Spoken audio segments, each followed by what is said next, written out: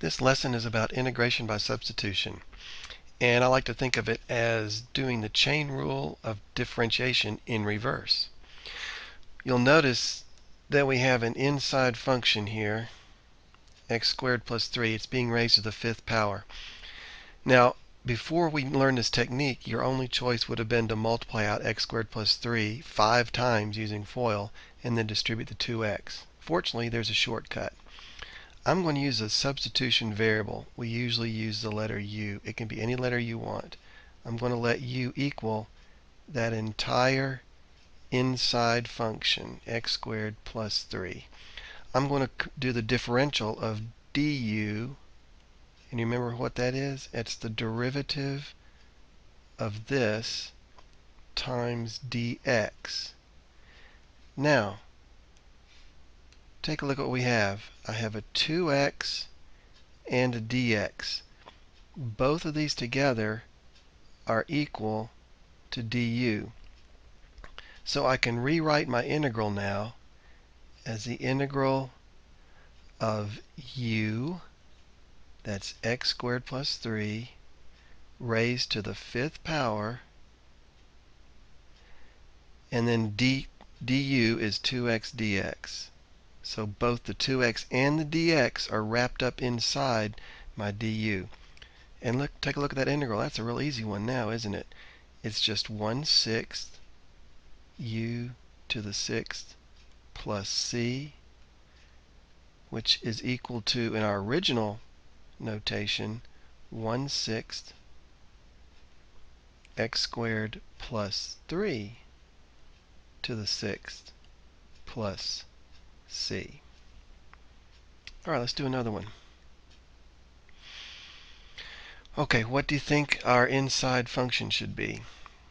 Well, if you take a look, inside the radical is x cubed plus 10, and outside the radical is the derivative of x cubed plus 10. So we're going to let u equal x cubed plus 10. du is 3x squared dx.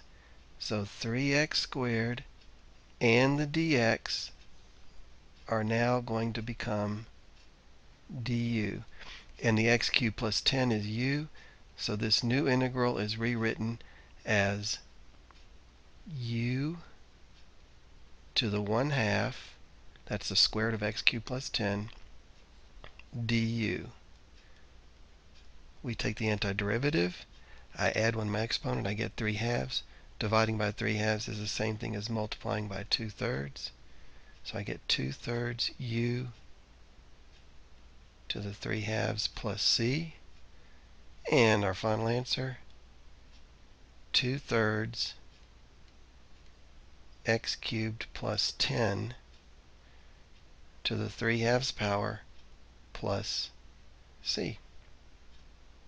Next example. We can do the same thing with trig functions. Notice that the derivative of sine is cosine.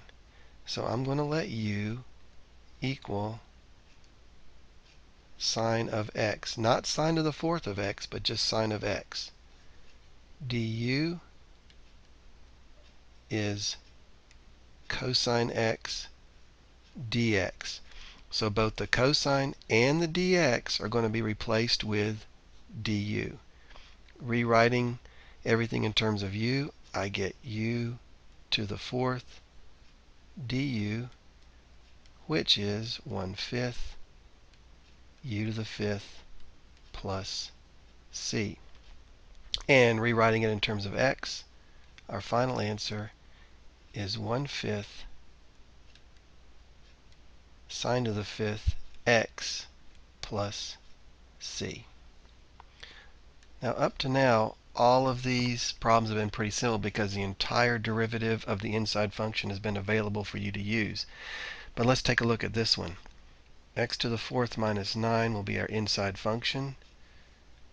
So let me write that out. U equals x to the 4th minus 9.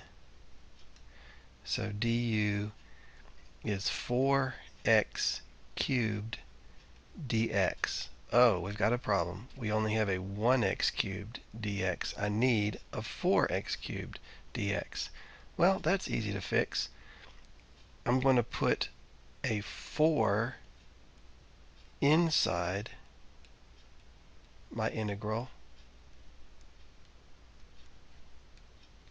And since I multiplied inside by 4, I'm going to divide outside by 4 to keep it balanced. And now we have everything we need to finish the problem. This is going to be 1/4 the integral. Now here's u to the 4th. And 4x cubed dx is du. And we're going to get 1/20 u to the 5th plus c. So our final answer is 1/20 x to the 4th minus 9 to the 5th plus c. I need to make an important point here. I multiplied inside by a constant, and I was able to divide outside by the same constant. You cannot multiply by a variable or a variable expression. You can only use this technique with constants. Okay, let's take a look at this one. Here we have a definite integral, and we're going to do something with the limits in just a minute. But first, the derivative of x cubed plus 1 is 3x squared. So I have that 2 sitting out there that's kind of in the way. I'm going to pull it out front.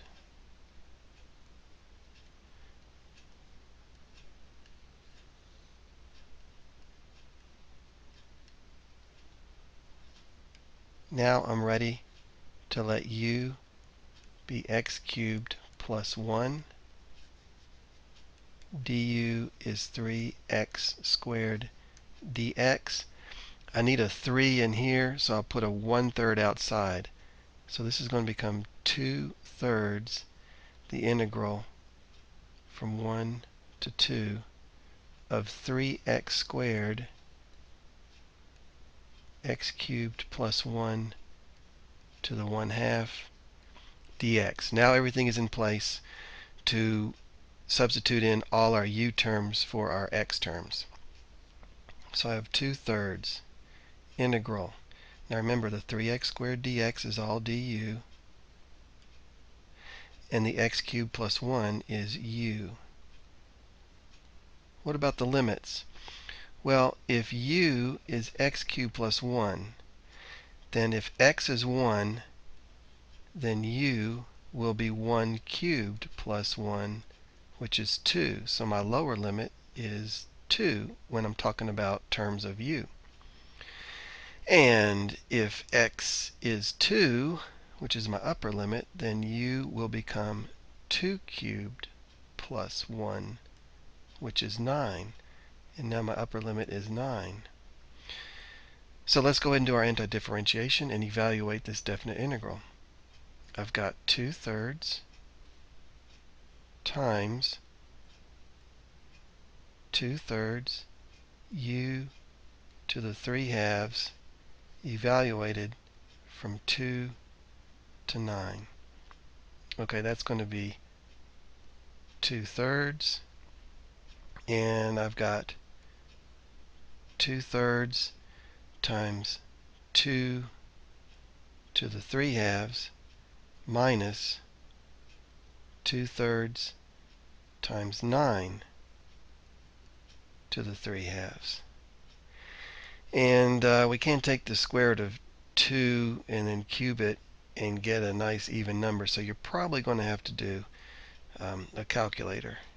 But we'll take this as far as we can. I've got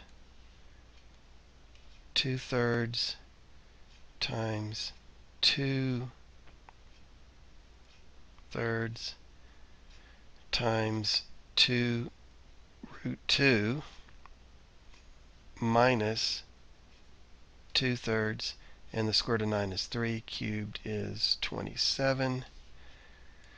So I think we've got 8/9 root 2 minus 3 goes into 27 9 times minus 18. You can check my math on that, but I think that's going to be the right answer. All right, have a great break, and we'll work on the homework problems when we get to class Monday.